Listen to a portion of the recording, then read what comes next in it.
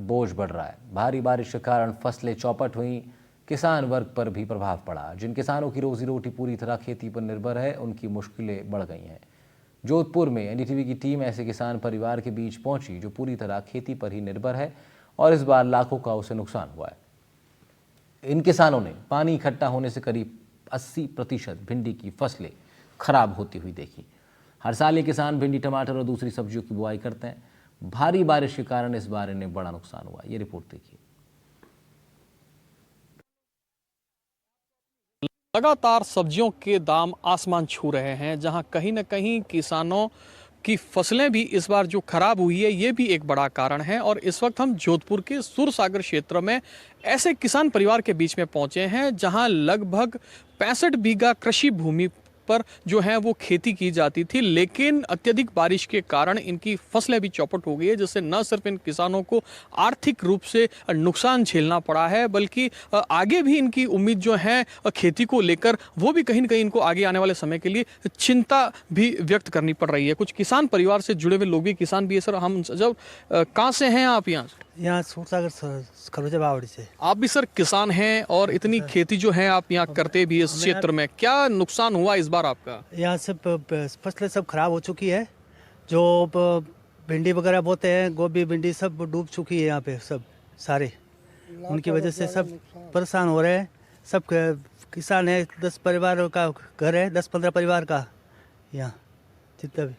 किस चीज़ की बुआई आप करते हैं प्रतिवर्ष, और इस बार जो है वो किन फसलों का ज़्यादा नुकसान हुआ है आपके? हमारा तो अभी भिंडी वगैरह बोते हैं ना, गेहूँ वगैरह, उनका सब नुकसान ही है। अभी कोई बोया नहीं है यहाँ पर।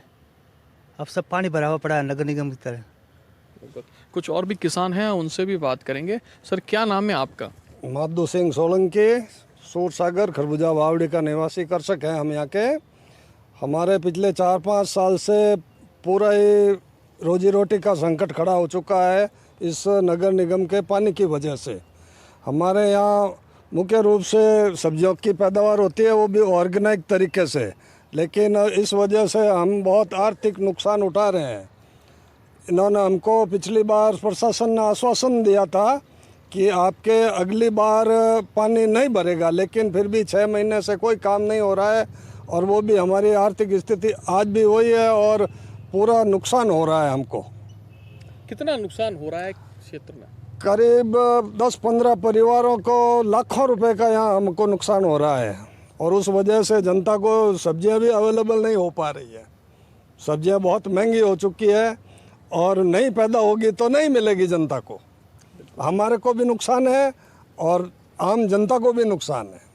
जिस प्रकार से यहाँ इतना पानी भरा है, अगर समय रहते इसको प्रशासन के द्वारा पानी की निकासी की व्यवस्था की जाती तो और भी फसलें यहाँ लगाई जा सकती थी। सारी फसलें 12 महीना हमारे यहाँ लगातार सीजनल फसलें होती रहती है। उसका पिछले 3-4 साल से पूरा नुकसान में है हम लोग। हमारे बच्चों के रोजी रोटी का संकट खड़ा हो गया है। कुछ और भी जो हैं वो किसान परिवार से जुड़े हुए लोग हैं और उनसे बात करेंगे। सर, क्या नाम है आपका?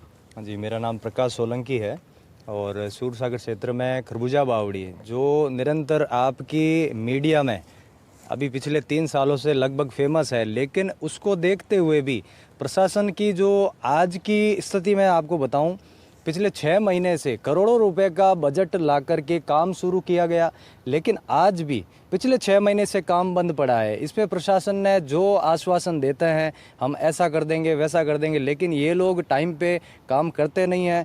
पिछली बार आश्वासन दिया था कि आपके अगली बार कभी इस क्षेत्र में पानी का भराव नहीं होगा, लेकिन इस बार भी पिछले जैसी ही गणित थी उनकी और आज वो काम बंद पड़ा होने की वजह से, अगर पिछले 6 महीने से ये काम चालू रहता तो आज ये संकट नहीं आता। आज आप देख रहे हैं पीछे हमारी ये भिंडी है, ये हम लोग एक उम्मीद से फसल लगाते हैं कि हमारी जो भिंडी है कम से कम 2 महीने चलती है, तब तो इसकी लागत उठती है, लागत हमारे जेब में वापस आती है। लेकिन आज 2 महीने हमारी भिंडी चली और पानी भर गया, हमने इसमें से कुछ भी नहीं कमाया। जितना लगाया उतना तो इसमें से वापस, अभी जो वापस अपने को अपने जेब में जो एक किसान के जेब में जो पैसा आता है, जो खून पसीने का पैसा आना चाहिए, वो आज ये इस कदर ये पूरा पानी भर गया है इसमें।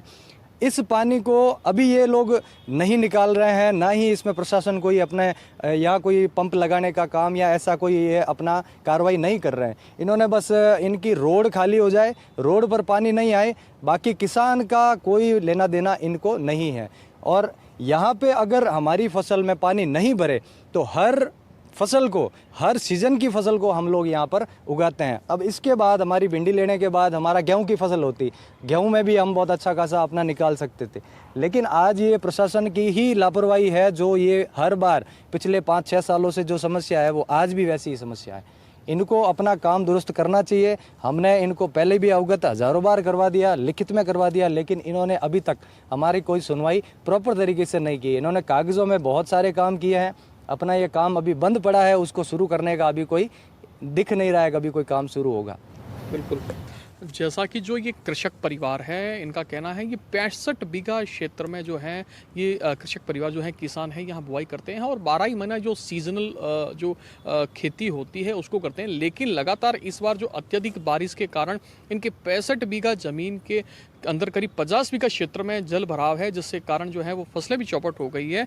आप मेरे पीछे देख सकते हैं, मेरे सहयोगी आपको दिखाएंगे, ये सारी फसलें जो हैं ये भिंडी की सब्जी जो होती है, भिंडी उसकी फसलें हैं और सारी फसलें जो हैं वो चौपट हो गई है, जल चुकी है, जहाँ कहीं ना कहीं किसानों को जो है वो काफ़ी लाखों रुपए का नुकसान जो है वो झेलने पर मजबूर होना पड़ा है। इनका ये भी कहना है कि प्रशासन के द्वारा भी जो है इनकी जो ये समस्या है इसका कोई स्थायी समाधान भी नहीं किया जा रहा है। अगर समय रहते प्रशासन जो है इन जो जल भराव की समस्या से किसानों को अगर राहत प्रदान कर देता तो निश्चित रूप के इन फसलों के बाद में जो और भी जो फसलें होती थी, चाहे गेहूं हो चाहे मोटे अनाज की हो, उसकी भी बुआई की जा सकती थी। जहां लगातार जो सब्जियों के दाम भी बढ़ रहे हैं उसमें भी कहीं ना कहीं ये भी एक बड़ा कारण माना जा रहा है। अब देखते हैं अब प्रशासन इनकी समस्याओं पर कितना गंभीर लगता है। जोधपुर से NDTV के लिए मुकुल।